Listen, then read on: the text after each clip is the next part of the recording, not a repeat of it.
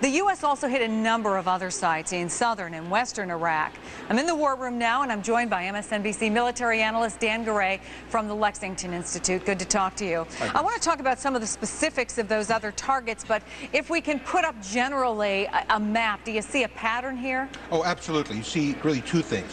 A whole series of command and control targets. That's mostly what's out there. We're not bombing airfield runways. We're bombing the command and control facilities, the fiber optic nodes, those things that would allow for an integrated air defense. These are the last targets, if you will, in the set of air defense targets. We've been bombing them now for weeks.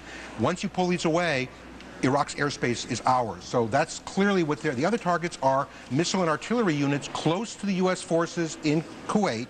That's probably a preemptive strike to try and reduce the number of missiles or artillery shells, possibly with chemical warheads, that might be coming in. All right, let's talk in specific. There's the Air Traffic Control Center. It's not too far from Basra. The Shaba Air Traffic Control. Tell us what you can about that. Well, we've hit that now apparently twice in the last 2 days. That is a major control center for southern air defense and also for giving Baghdad and places north warning about U.S. strikes coming out of Kuwait or out of the Persian Gulf. And we know that's where most of our air power is going to be.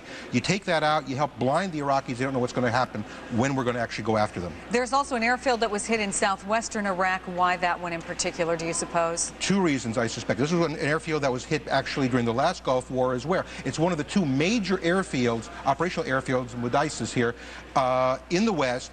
It was hit because it's a center for command and control of air forces, of air defense forces, and possibly even a communication center for missiles that could be launched against Israel. And secondly, we're taking that out in order to be able to move special forces and other forces into western Iraq.